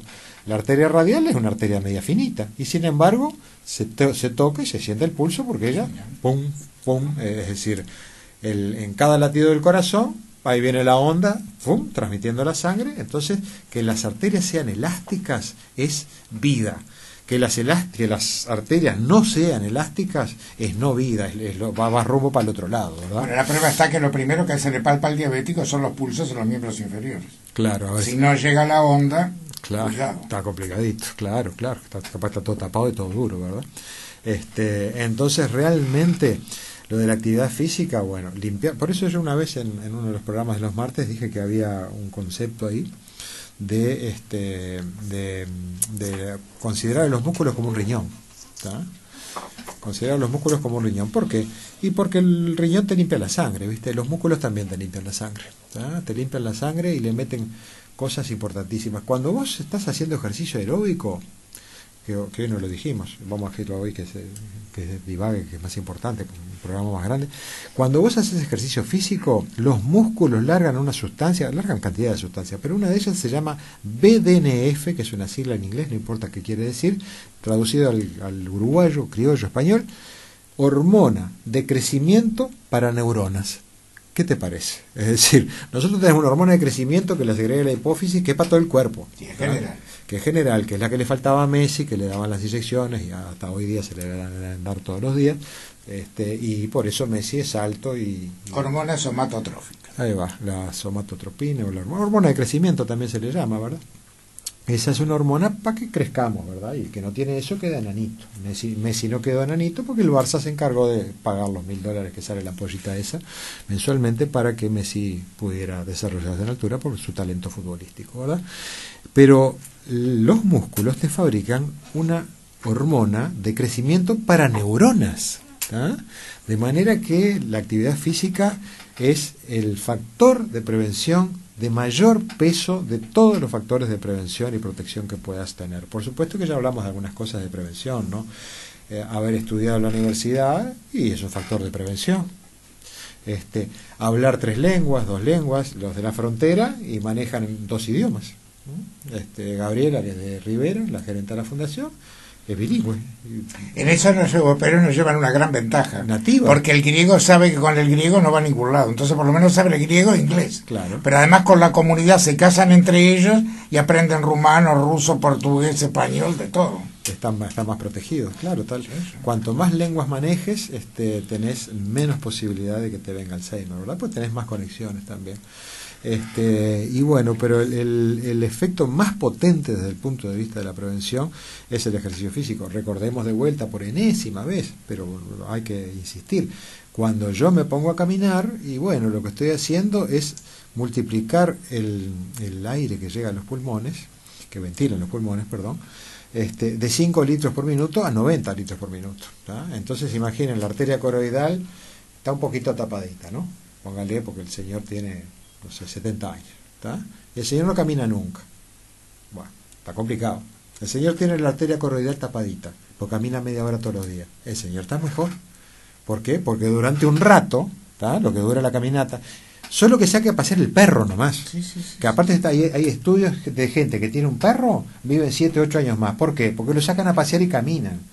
Y porque además en esas interacciones cuando caminan, si tenés un perro, la gente te habla más, pues, ay, qué divino el perrito, no sé qué. Si hay flacos que salen con un perrito porque levantan más chiquilines. Las mujeres son muy maternales, les encantan los perritos y te hablan más. Si tenés con un perro lindo, así simpático, las chicas te hablan a vos no tenés que hablar a las chicas. Además, cuando le hablas a un perro, utilizas el mismo registro, que Abel tiene una mascotita que quiere mucho, que usás para un niño. Vos llegás a un lugar, decís, ¿qué tal, Abel? Hola, Jorge. Y está el perro, pero Sultán, ¿cómo andás, chiquito? El mismo registro que para un niño, ¿verdad? Entonces ahí te baja el estrés, y esas bajadas del estrés a lo largo de la vida hace que tengan menos estrés. Entonces los que tienen una mascota viven como 7 a 8 años más. No solo por sacarlo a caminar al perro, sino por el afecto y las emociones positivas que te generan los animalitos. Es un cable a tierra. Es un cable a tierra total, sí. Así que el ejercicio físico es el gran campeón, ¿verdad? También, imagínate, el señor tiene la arteria coroidea que le irriga el hipocampo, media tapadita, 70 años, no hace ejercicio, está complicado. Él sale a caminar todos los días 45 minutos y bueno, entonces el corazoncito levanta frecuencia cardíaca, pum, pum, pum, pum, pum, pum, eso que estaba medio tapadito y bueno, la caminata le baja el colesterol malo, le sube el bueno, eso propicia que se destape, capaz que desarrolla circulación colateral también, ¿verdad, Jorge? Porque la circulación colateral... Eso es fundamental, por eso se le manda al cardíaco revascularizado a caminar. Para que desarrolle circulación colateral, ¿verdad? Es decir, para que otros vasos se encarguen de llevar la sangre al lugar que ya no puede ir por la arteria tapada, ¿verdad? Entonces el sujeto ese tiene la arteria media tapadita ahí, pero camina, y durante esa media hora, en vez de el centro de la memoria, en vez de pasarle ¿cómo es la irrigación de 5 litros de sangre por minuto, no, le va a pasar mientras esté caminando la irrigación de 50 litros de sangre por minuto. Y bueno, entonces si le faltaba algún nutriente, le va a llegar. ¿Ah? Entonces realmente, es decir, la actividad física es lo más importante para prevenir cualquier tipo de demencia. Por supuesto, y acá está Jorge, te estás preveniendo el infarto al corazón también. Hablemos. Te estás previniendo las arteriopatías de los miembros inferiores. El infarto cerebral, te estás preveniendo la diabetes porque te estás bajando el azúcar, te estás preveniendo las hipercolesterolemias, te estás preveniendo la depresión porque el mejor antidepresivo que hay es el ejercicio físico. Te estás preveniendo la atrofia de tus músculos, estás utilizando y lubricando tus articulaciones. Bueno, los beneficios del ejercicio moderado son infinitos, porque en realidad nosotros fuimos hechos para hacer ejercicio físico todo el tiempo. Por eso es que es tan bueno. El no hacerlo nos pasa factura, ¿verdad? Si, como hablábamos al principio del programa, nosotros descubrimos la agricultura hace 10.000 años. O sea que antes de 10.000 años, 12.000, vamos a ponerle, a 12.000 años atrás, si nos vamos para atrás, y nosotros éramos nómades, ¿no? Ahora se habla de la gran madre agricultora. La gran madre agricultora es el concepto nuevo referente a... fue una mujer además, por eso es la gran madre. Una mujer que se le ocurrió plantar unas semillas y regarlas y ver qué pasaba. Fue un experimento. Y nacieron unas plantas de las que ellos juntaban siempre para comer. Y ahí nació la agricultura, ¿verdad? Y eso fue hace 10.000 años, más o menos. Mesopotamia, Egipto. Fue en aquella época, ¿verdad? Así que realmente, antes de que la madre agricultora, la madre agricultora inventó la agricultura y había que meter arado, pala, pico, plantar, laborar, pero antes de eso, caminábamos todo el tiempo. todo el tiempo. No habían vehículos. O si no, Gengis Khan a caballo ahí, pero es ejercicio físico, cabalgar. Es decir, hacía esa actividad física todo Sí, el o construir tiempo. una barquita y remar. Sí, le pegaban a los esclavos. Ahí estaban sanos los esclavos. ¿Viste? De repente quería hacer ejercicio y el rey estaba muy gordo. Pero realmente nuestro cuerpo fue hecho para hacer ejercicio físico. Es decir, la forma de nuestro cuerpo fue moldeado por el ejercicio físico que han hecho nuestros antepasados, digo. Es decir, todo para poder sobrevivir. Y el no hacer ejercicio físico y complica. Es como si es como dice Pablo Coelho, ¿no? Dice, ay, si los barcos están más seguros en el puerto. Dice, el problema es que los barcos no fueron hechos para estar en el puerto, fueron hechos para navegar. Para navegar. Entonces, digo, si el barco anda navegando y anda bien, ¿viste? Che, ¿está el barco pronto? Sí salimos ayer. Y el barco está en el puerto, ¿cuánto hace? Hace 3 años, y bueno, está mandarlo con un mecánico, chequear, pues salimos y capaz que nos hundimos, ¿viste? El barco no está en uso, ¿verdad? Entonces el gran preventivo es el ejercicio físico, ¿verdad? Pedro, son las 2 de la mañana y 50 minutos. Sí. Nos quedan 10. ¿Qué otras cosas podemos hacer? Sí, porque hoy no le vamos a hacer a Pedro las 3 preguntas de siempre, porque como él ya ha estado en divagues, la pregunta del padre, si sos católico, ya las has contestado. Muchas veces. En otros divagues no lo vamos a volver a repetir. Vamos a ocupar estos 10 minutos en todo lo que hace a la prevención. Exacto. Dale, con mucho gusto. Sí, entonces el ejercicio físico es lo más importante, ¿no? Pero vamos a hablar de otros más, que bueno, el control de los niveles de azúcar es fundamental. El azúcar, la glucosa, que es como el cuerpo maneja el azúcar, es el combustible más importante, y si vos metés mucho combustible se te incendia todo y destruís las arterias, y no duele, y eso no duele nada, ¿tá? Ese sí que es el enemigo silencioso. Ese es el gran enemigo junto con la hipertensión. El otro día, hoy lo vi, vi un muchacho, tenía una hemoglobina glicosilada de 7, y vos lo ves, impecable, 40 años, jovencito, ahí, impecable, ¿no? Pero le expliqué todo y tomó conciencia, hoy me vino con una glicosilada de 6,2, lo felicité, y le dije que bajó como 10 kilos, y además le digo, bueno, vamos rumbo al 5,8, ¿eh? Sí. Vamos por debajo de 6 tiene que estar. Por debajo de 6 tiene que estar para que no haya daño. Entonces, tenemos que empezar a tratar de buscar la diabetes en nosotros, es decir, ¿y cómo hago para buscar la diabetes? Y bueno, primero me pregunto si tengo antepasados diabéticos, si papá es diabético, o mamá es diabética, o la hermana es diabética, o la tía es diabética, o la abuela. Eso lo coloca en la categoría prediabética. Eso ya automáticamente es un factor, como dice Jorge, importantísimo, ¿ya? De que tenga diabetes. Por lo tanto, vale la pena ir a hablar con mamá, con papá, con la abuela. Che, ¿hay diabético en la familia? Sí, mirá, la tía acá, no sé qué, murió de un coma diabético, la otra le cortaron la patita, bueno, lo que sea, pero es importante saberlo para prevenirlo, ¿verdad? Entonces, autodiagnosticarte la diabetes es fundamental. ¿Cómo puede hacerlo la vecina? Se va a la farmacia de la esquina en ayunas, mañana cuando se levanta, le dice, no me mide la glicemia, ¿cuánto es? 20 pesos, 30 pesos, ¿le va a salir más o menos eso? Bueno, tiene que estar debajo de 1, es lo ideal, ¿tá? Si le da por encima de 1, ya es prediabetes, y si le da por encima de 1,26, usted ya tiene diabetes. Por lo tanto, y si está en el límite, hagas una curva de tolerancia para despistar. Rápidamente, que seguramente tenga por lo menos intolerancia a la glucosa, por lo menos, ¿verdad? Entonces, el otro gran preventor, que papá fue la gran macana, porque papá tiene muy bien el metabolismo lipídico. Papá tiene HDL alto, papá es gallego, los gallegos habitualmente tienen el HDL muy bueno. Mi abuelo nunca se cuidó, el padre de él chupaba era que era alcohólico, pobrecito, comía grasas, cualquier disparate, y murió con 86 años y nunca tuvo de Alzheimer ni nada, ¿viste? O sea, papá tiene buena genética ahí por el lado del padre. El problema era el azúcar. Un día me dice, ¿vos sabés que tengo diabetes, hijito? Ah, ¿no puedes comer azúcar? No me jodas. ¿Vos sos mi hijo o no sos mi médico? No, pero papá, primero que las arterias, no me expliques nada, yo no quiero saber, yo soy grande y sé lo que hago, y basta. Yo dije, bueno, cuando sea viejito va a pasar lo que pasó. Y así se quemó mi hermano, 48 años revascularizado, 62 paro cardíaco, con muerte y resurrección, y 65 años. Mira, claro, no, la diabetes es cosa seria, ¿verdad? Entonces la diabetes, para prevenir el Alzheimer, el infarto, la ceguera, la impotencia, para prevenir 1000 cosas espantosas, no deben hacer negación, a mí no me va a pasar nada, no, si tenés te va a pasar. Entonces hay que pincharse el dedito en la farmacia para saber si tenés diabetes.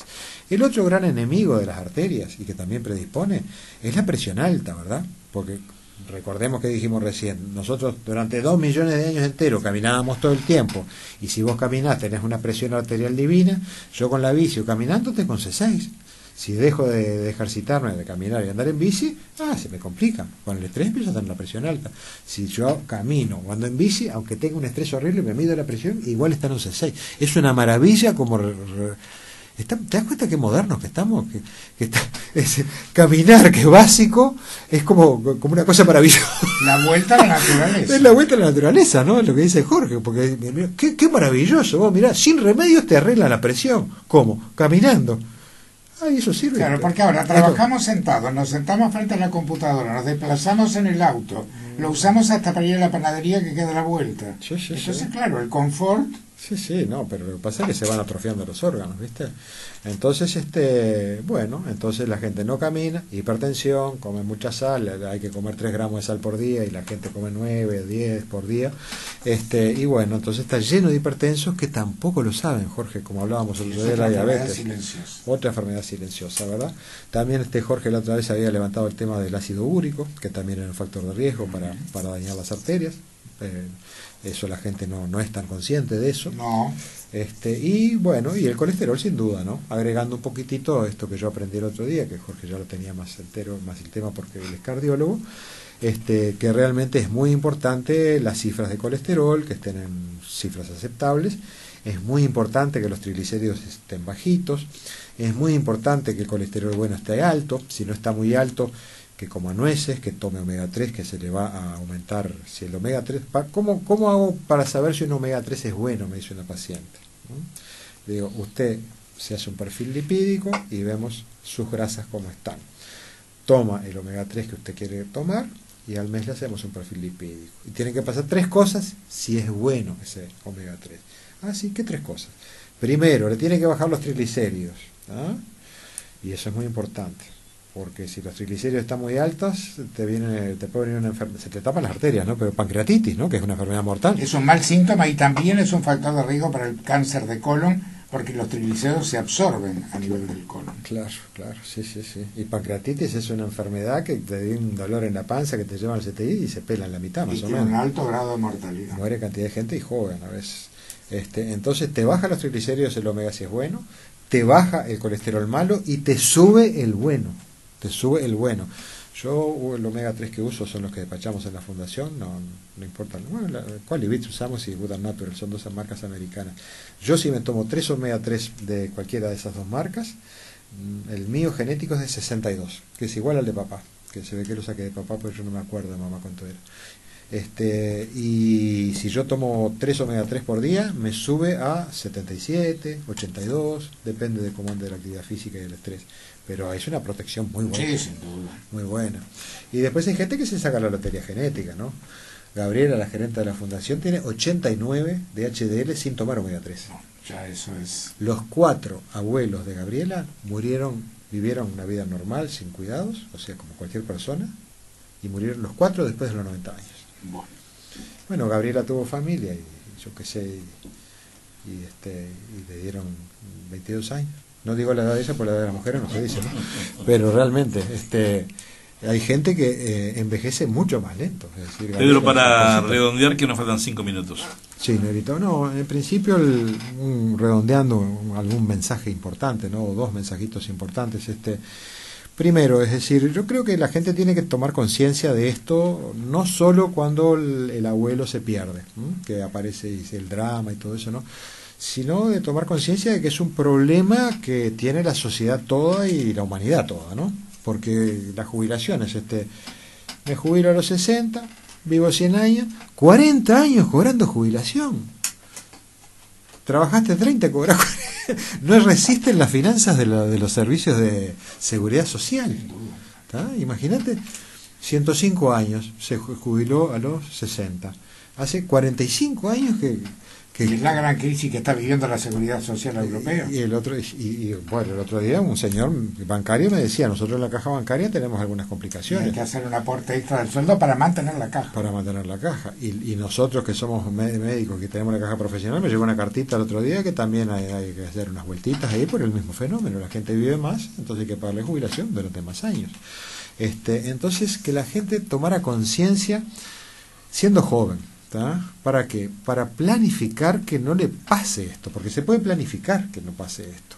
¿Cómo? Y bueno, adhiriendo a los factores de protección, que dicho sea de paso te mejora mucho la calidad de vida, porque yo cada vez que estoy nervioso, tenso, antes me tomaba un tranquilizante y un remedio para la presión.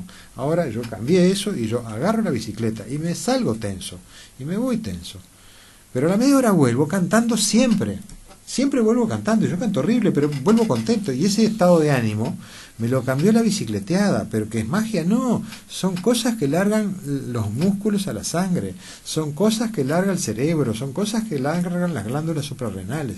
Entonces yo, el mensaje más importante es que habría que planificar esta etapa de la vida que les va a llegar a todos, ¿tá? Porque o te morís o te llega, y todo, nadie quiere morirse, bueno, entonces te va a llegar. Es como dice Mirta Legrand, dice, o cumplís o te morís, y bueno, mejor cumple, dijo Mirta, y bueno, cumpliste, y con 87 años, otra adulta mayor fantástica, mente. En febrero cumple 88. 88 y perfectamente. Va a seguir trabajando en verano en Mar del Y Plata. mentalmente está excepcional. Un rating impresionante. Así que el ejercicio es fundamental, Sí. la prevención de la hipertensión, la prevención de la diabetes, que es fundamental, Sí. el alcohol, Sí. El cigarro también lo pondríamos. exactamente, y la prevención a través de la utilización de omega 3 y algo que tú mencionaste que es fundamental, que son los complejos de vitaminas B Sí. a altas dosis. Que están en la Fundación Casa Bajones, que se llama Covenexol fuerte de Bayer, buenísimo, eso es buenísimo. Y además una cosa coqueta, te saca las canas, porque yo que tomo Covenexol hace años, vieron que tengo 55 y el pelo está bastante negro. Exacto. Eso por el Covenexol. Tomás uno o dos por día, para la gente que está escuchando. Y uno por día, en momentos de mucho estrés tomo dos, porque en realidad cuando estás con mucho estrés, el cerebro las consume mucho más rápidamente. Pero ¿y el oyente que está escuchando? ¿También? Y si yo te diría, si tenés más de 60, tómate una de mañana y una de noche durante 3 meses y el resto del año una de noche, por ejemplo. Puede ser un buen Perfecto. plan. O sea, una dosis de choque y luego de mantenimiento. Ahí va. Estamos terminando, Pedro. Muy bien, son las 3 de la mañana que sí, se fue volando. Volando, porque esto fue una clase de facultad radial, ¿no? Una clase de un psiquiatra, director de la Fundación Casa Bajones. Ojalá que no se la hayan perdido. La hemos promocionado mucho el sábado, el domingo, el viernes, porque es 1 hora y media de sueño que por ahí usted pierde, o perdió. No, la gana. Pero la ganó si le hace caso a Pedro, la ganó en vitalidad y en salud. Hay que llegar a tiempo. Pedro, vamos a dar suavecito los teléfonos de la Fundación Casa Bajones, porque seguramente que hoy lunes van a estar rugiendo. Con mucho gusto. Sí, se pueden comunicar a la Fundación Casa Bajones en el 2-403-4562 y en el 2-403-4563. También tienen una línea que es el 2-408-4788 y estamos ahí en Eduardo Acevedo, esquina 18 de julio, pegaditos a Zapatería Chile. En el primer piso. En el primer piso, en el 101. Y cualquier comunicación con la red Bienestar, hablan directamente a Natalia, que es la gerenta de la red, y su celular personal 097-339-716. Si ella no les contesta, queda el captor de llamadas y ella les devuelve el llamado.